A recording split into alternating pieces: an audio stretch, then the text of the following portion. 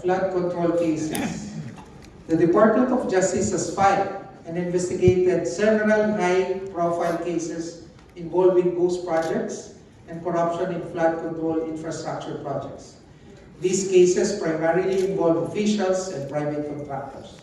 As of March 2026, there are 24 flood control cases handled by the Department of Justice. And as of today, a total of 611,381,500 pesos have been recovered as part of the people's money in our attempt to recover the people's money, and they have been returned to the DOJ and deposited to the Bureau of Treasury.